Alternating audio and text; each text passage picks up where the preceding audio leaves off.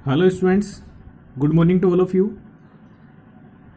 आज हम आपकी एक्सरसाइज 6.3 है उसको डिस्कस करेंगे, जिसमें आपकी दो काफ़ी इम्पोर्टेंट बातें हैं। उनको पहले आप नोट करें कि कोई भी ट्राइंगल होता है उसके तीनों एंगल्स का सम 180 डिग्री होता है, पहली इन्फॉर्मेशन।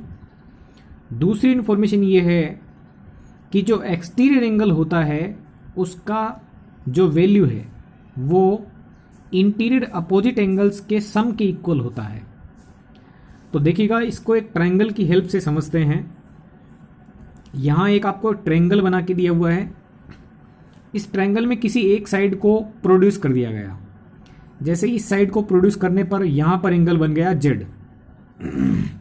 ठीक है, तो ये जो एक्सटीरियर एंगल है इसकी वैल्यू इसके इंटीरियर अपोजिट एंगल्स के सम के इक्वल होगी।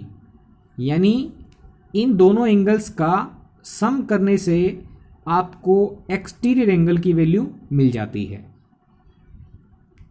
Means the exterior angle is equal to the sum of interior opposite angles. यानी जेड के अपोजिट वाले, इसके साथ वाले नहीं, इसके अपोजिट वाले इंटीरियर एंगल हैं, उनके सम के बराबर इसकी वैल्यू होती है। तो इसका मतलब ये है कि जेड की वैल्यू कैसे निकल के आएगी, एक्स में वाई ऐड कर देंगे तो एक्स प्लस वाई किसके इक्वल आएगा, जेड के इक्वल आ जाएगा। ठीक है, इसको एक दूसरे एग्जांपल से समझ लेते हैं। सपोज आपके पास में ये ट्राइंगल है, तो इसमें यदि इस साइड को एक्सटेंड कर दिया जाए तो ये जो एक्सटीरियर एंगल मिलेगा आपको, इसकी वैल्यू इन दोनों के सम के इक्वल होगी। ठीक है, यदि ट्रायंगल दूसरा इस तरीके से लिया जाए और इसमें इस साइड को एक्सटेंड कर दिया जाए तो ये जो एक्सटीरियर एंगल मिलेगा इसकी वैल्यू इन दोनों इंटीरियर अपोजिट एंगल्स के सम के इक्वल होगी। ओके, और तीनों एंगल्स का सम कितना होता है, 180 डिग्री। ये दो इंफॉर्मेशन आपके पास हैं और इसकी हेल्प से आप एक्सरसाइज 6.3 कर सकते हैं। देखिएगा क्वेश्चन नंबर फर्स्ट। इसमें आपको ट्रायंगल बना के दिया हुआ है और दो साइड्स को एक्सटेंड कर दिया गया है। तो देखिए क्वेश्चन नंबर फर्स्ट ये है, in the figure sides P Q and R Q of triangle P Q R produced to points S and T respectively. जो पी क्यू साइड है उसको एस तक प्रोड्यूस कर दिया गया और जो आर क्यू साइड है उसको टी तक प्रोड्यूस कर दिया गया है।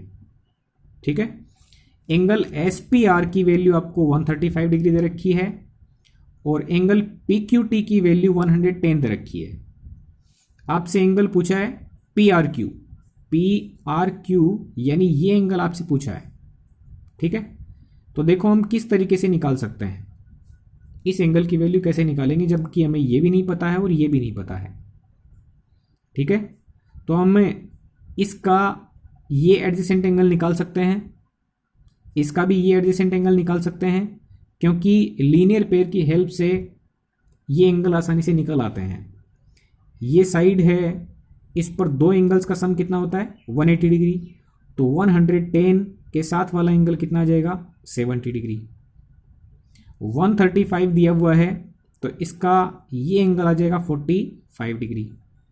ठीक है, तो आप इस तरीके से ही पहले ये एंगल निकालेंगे और फिर तीनों एंगल्स का सम कितना होता है, तीनों एंगल्स का सम होता है 180 डिग्री। तो इसमें रूल लगा देंगे कि तीनों एंगल्स का सम 180 डिग्री, आसानी से ये वैल्यू निकाल सकते हैं। ओके स्टूडेंट्स, तो इसमें सबसे पहले क्या लिखेंगे, देखो according to the figure angle P Q R plus 110 equal 180। ये दोनों एंगल, इन दोनों का सम कितना, 180। 180 में से 110 माइनस कर लेंगे तो 70 आ जाएगा ये एंगल। ऐसे ही आप क्यू पी आर की वैल्यू निकालेंगे लीनियर पेयर से तो 45 डिग्री आ जाएगी। फिर ट्राइंगल का रूल लगा देंगे, ट्राइंगल में तीनों एंगल्स का सम 180 होता है, दो एंगल 70 और 45 पता है, तीसरा एंगल आपको निकालना है। तो इस तरीके से आप आसानी से क्वेश्चन नंबर फर्स्ट कर सकते हैं। इसका जो क्वेश्चन नंबर 2 है वो काफ़ी इंपॉर्टेंट है, ध्यान से समझिएगा इसको। इसमें आपको लिख के दिया है in the figure given below value of angle x is equal to 62 degree, x की वैल्यू 62 है, एंगल एक्स वाई जेड की वैल्यू 54 है। ध्यान दीजिएगा एक्स वाई जेड यानी इस पूरे एंगल की value, X Y Z triangle के पूरे अंदर वाले एंगल की वैल्यू 54 डिग्री है। If Y O and Z O are bisectors of angle X Y Z and angle X Z Y respectively of triangle X Y Z, then find O Z Y and Y O Z. तो पहले तो एक information ये देखें कि bisector क्या होते हैं, एंगल के बाइसेक्टर क्या होते हैं। सपोज आपके पास में ये एंगल एक दिया हुआ है, इस एंगल का बाइसेक्टर ड्रॉ करें। तो बाइसेक्टर का मतलब होता है एंगल के दो इक्वल टुकड़े करने वाला। तो ये हो गया एंगल बाइसेक्टर, एंगल बाइसेक्टर यानी एंगल को दो इक्वल पार्ट में डिवाइड कर देगा, ये पार्ट और ये पार्ट दोनों इक्वल होंगे। तो आप सोचें ये टोटल एंगल 54 दिया है, एंगल एक्स वाई जेड की वैल्यू 54 दे रखी है, तो आधा पार्ट तो ये हो जाएगा और आधा पार्ट इस साइड में हो जाएगा, यानी ये पार्ट कितना आएगा 27 डिग्री, ऐसे ये पार्ट भी कितना होगा 27 डिग्री। ठीक है, तो एंगल बाइसेक्टर दे रखे हैं दो, एक तो है वाई ओ, ये भी एंगल बाइसेक्टर है, और एक एंगल बाइसेक्टर है जेड ओ, यानी ये भी एंगल बाइसेक्टर है, इस एंगल के दो बराबर टुकड़े करेगा। ओके स्टूडेंट्स, तो अब देखते हैं शुरुआत कैसे करेंगे।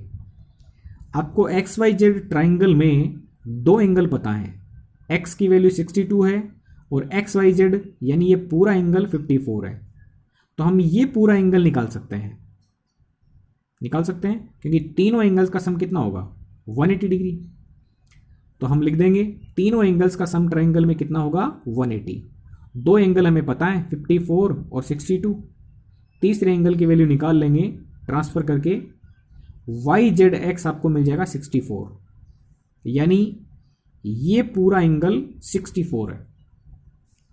ओके, अब ये एंगल बाइसेक्टर है, तो एंगल बाइसेक्टर इसका मतलब आधा पार्ट इधर रहेगा और आधा पार्ट इधर रहेगा। तो 64 का आधा पार्ट यानी 32, ये एंगल कितना होगा 32 डिग्री और ये एंगल भी कितना होगा 32 डिग्री। ठीक है, तो हम इसमें लिखेंगे एंगल ओ वाई जेड। ध्यान दीजिएगा ओ वाई जेड मतलब इस एंगल की बात की गई है, तो ये एंगल पूरे एंगल एक्स वाई जेड का हाफ होगा, यानी 54 का हाफ यानी 27। ऐसे ही ओ जेड वाई मतलब इस एंगल की बात की गई है, तो ये एंगल इस पूरे एंगल का हाफ होगा, यानी वाई जेड एक्स का हाफ। तो वाई जेड एक्स कितना है 64 का हाफ कितना हो जाएगा 32। तो ये दो एंगल आपको पता चल गए हैं। अब आप ये ट्राइंगल लेंगे, कौन सा ट्राइंगल ओ वाई जेड में तीनों एंगल का सम कर लेंगे, 180 डिग्री आना चाहिए। ये एंगल प्लस ये एंगल और प्लस में ये एंगल, इन तीनों एंगल का सम कितना बनना चाहिए 180 डिग्री। तो हम ट्राइंगल ओ वाई जेड में तीनों एंगल का सम 180 लिखेंगे। दो एंगल हमें पता है 27, 32, तीसरे एंगल की वैल्यू आसानी से निकल जाएगी 121। ओके स्टूडेंट्स, तो इस तरीके से आपको रास्ते देखने होते हैं कि किस रास्ते से हम एंगल्स की वैल्यू फाइंड आउट कर सकते हैं। इस क्वेश्चन में जो सबसे बड़ी इंपॉर्टेंट बात थी वो यही थी, बाइसेक्टर का मतलब एंगल को दो इक्वल पार्ट में डिवाइड करने वाला बाइसेक्टर कहलाता है। लाइन बाइसेक्टर लाइन को दो इक्वल पार्ट में डिवाइड कर देता है और एंगल बाइसेक्टर एंगल को दो इक्वल पार्ट में डिवाइड कर देता है। ओके स्टूडेंट्स, ये आपका था इसमें सेकंड पार्ट।